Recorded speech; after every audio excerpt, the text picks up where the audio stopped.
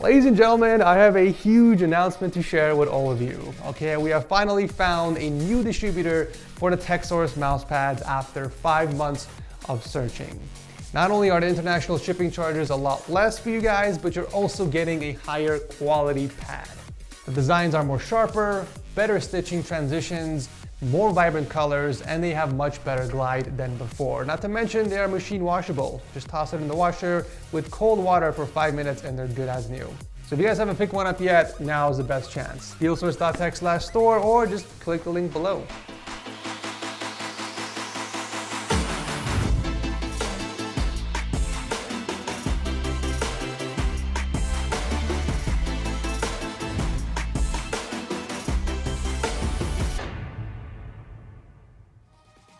If you love food, then you're gonna love today's sponsor, HelloFresh. No matter what's going on in the world, we all gotta eat. So why not take the stress off of meal planning and grocery shopping and enjoy a nice home-cooked meal on the table every day?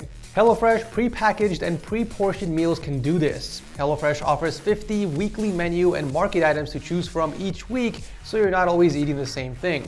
They also offer many different types of recipes for different diets, like pescatarian, vegetarian, and even family-friendly meals. My personal favorite is the Monterey Jack unfried chicken recipe, and it's bussin'. Plus, it's got plenty of protein to sustain my gains since I'm working out again. You know, it's tough to juggle between making YouTube videos and raising an 11-month-old daughter, so I do appreciate the amount of time we get to save in the kitchen from looking up recipes and grocery shopping.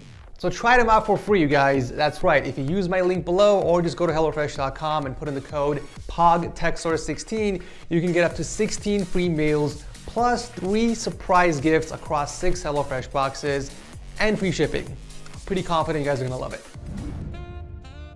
So we're kicking off the episode with a very chill and laid-back gaming setup by Cullen from Australia. G'day, mate. Did I nail that or probably not? So Cullen was originally a console gamer, but after stumbling across my channel 4 months ago, he was inspired to learn more about tech and PCs. So he decided to sell his console and build himself a setup. What you're looking at here is a console peasant's beautiful transition into the PC master race. Cullen has officially ascended. It took him about 3 months to research and plan exactly how he wanted to build the setup for gaming, and it came out really good. Especially from someone who never built a setup before, I'm impressed. I also like how he incorporated a little bit of decoration as well. Most people who start on a new setup just focus on the gear and skip the decor altogether. He does everything on the single 27-inch AOC monitor, but he does have a laptop that he uses as a secondary display. The desk was built out of a wooden countertop, but it looks like he printed some custom risers to add some space between the desk and the Alex units. He kept everything neat and tidy above the surface. We have the Corsair K65 RGB Mini with the Iron Claw wireless mouse and a couple of plants for decoration. For audio, he mostly uses the Logitech Z407 speakers, but he does switch over to the Logitech Pro X's while gaming. Powering the setup is his first ever custom build and is nicely balanced with an i5 and a Strix RTX 3060. I love how organized and well thought out this setup is. You can really tell Cullen spent some time researching and figuring out what gear to buy, so the setup comes out looking like this. The colors are balanced, there's functionality, and even the cable management is on point. Well done on the execution, and welcome to the PC Master Race, Cullen. Up next, we got a pretty sick battle station from Fabien. Due to COVID, he was told that he had to work from home full-time for an unknown amount of time. So naturally, he wanted to build a space where he can work and feel good. So what does he do? He builds himself a badass battle station in the basement where he can game and get all his work done at the same time. The storage area of the desk was built from an old cabinet he had lying around in the basement, and the countertop was made out of 3 pieces of pine planks that he stained to get that gray color tone. The result is this ginormous 10-foot tabletop. We have a Penta display setup with dual 32-inch stacked monitors in the middle, a 50-inch TV on the left for watching videos, streams, and movies on Netflix, an iMac Pro for work, and a Microsoft Surface for answering emails and internal HR stuff.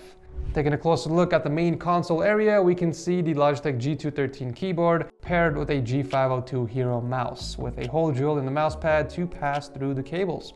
This is also where he has some of his other gear stationed for convenient access, like a USB hub and his volume knob for the speakers that he mounted against the wall. But he also has a dedicated open shelf underneath the countertop where he stores the rest of his gear. The setup definitely has a ton of storage space.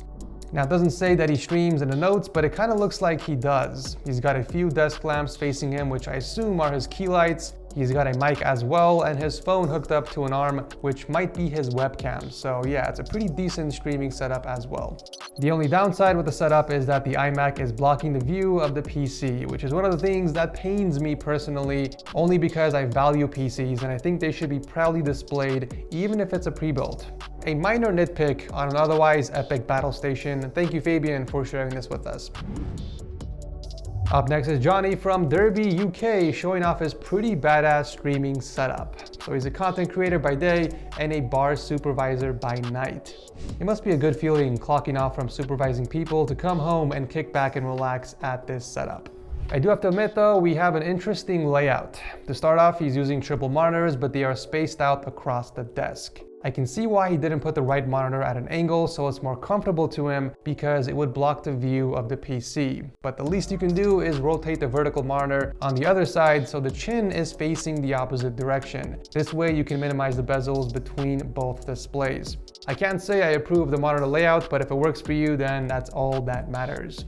For peripherals, we got the Model O wireless paired with a very nice KBD board. The Astro keys keycap set and the custom coiled cable go really well with the mousepad and the rest of the setup's colors. It's obvious Jonny is into building keyboards, seeing as he has a dedicated station on the other side. Very cool. He does have a pretty sweet streaming setup as well. Two webcams up top for two different angles. We got a Shure SM7B hooked up to a full-size Go XLR and the Stream Deck XL. Moving on to audio is where I have some questions, like why is there only one speaker and what's it doing on top of the PC? Where is the left channel? Also, the mic placement is very interesting. He has the arm tucked away behind the vertical monitor, which cuts off its rotation. I think for your setup specifically, a low profile arm would make the most sense. I know that the Elgato Wave arm has this feature where you can mount it on the desk and bring out the arm underneath the monitor, but there are other cheaper options on Amazon. Powering the main setup is a beautiful custom build inside the O11 Dynamic in white, and it's packing some nice specs as well. We got the 9700K paired with an MSI RTX 3080, which he is able to take advantage of considering he has a 1440p 170Hz refresh rate monitor. So that's his main gaming setup, but he also has an entertainment setup right next to that where he kicks back on his beanie bag and watches movies and games on his PS4. And oh look, there's the second speaker. Aside from the monitor and speaker placements and the awkward boom arm location, I think this is a pretty badass gaming setup. Thank you, Jonny, for sharing this with us. Coming in at number 4 is Jordan from Belgium with a super clean triple monitor setup. This is used for gaming, editing, and schoolwork, and it took him about 7 months to build. We got two 24-inch monitors sandwiching the 25-inch 240Hz Alienware in the middle. All monitors are hooked up against the IKEA Carlby countertop with a couple of Alex units recessed near the back so that he can add an LED strip in the front. I've actually seen this done a few times on the show. Taking advantage of the extra space underneath the monitors, he stored some of his other gear for on-the-fly access, like the Stream Deck Mini, audio interface, and his charging dock. For peripherals, we got the Logitech G915 TKL and the G Pro X combo resting on top of one of the many amazing TechSource mouse pads. The Black Topo has proven to be the #1 seller so far, and it's always nice to see one on the show. Moving on to audio, he's got quite a nice collection of cans. The Hi-Fi Man and Nandas are the daily drivers with some backups that he keeps on the floating shelf. Starting off with the DT 1990 Pros, Meze 99 Classics, and the Sony WH1000. All really solid headphones, and it's nice to see that he has a capable DAC and amp to drive these. Really nice boom arm placement with the mic hanging over the monitor, and excellent cable management using raceways. Everything in the setup seems to be in tip-top shape, and then we have the custom PC tucked away on the bottom. But at least it's not sitting directly on carpet. Jordan was smart enough to put something underneath to prevent dust and dirt buildup. It's a nice looking system too, with the all black anti-RGB theme. It's just a shame it has to be on the floor, but sometimes sacrifices must be made for a cleaner looking setup, and this was hands down a very clean setup. Thank you, Jordan, for sharing this with us. Wrapping up the episode is Mark's insane streaming setup. So Mark is a CSR from Canada, and I had no idea what CSR meant, so I looked it up. CSR stands for Corporate Social Responsibility. It basically means that a business has the responsibility to do good. Not all businesses have one, just like Artisan Builds, who recently scammed a streamer. They could definitely use a CSR moving forward. Anyway, so it took Mark about a year to get the setup to this point, primarily for streaming. He's got two 27-inch monitors with a 34-inch flipped upside down on the top as an overhead. You love to see it. Look at how much nicer 3 monitors look next to each other without that thick chin in the way. At first I thought the desk was floating against the wall, but turns out he's actually using a motorized base with a carbly countertop.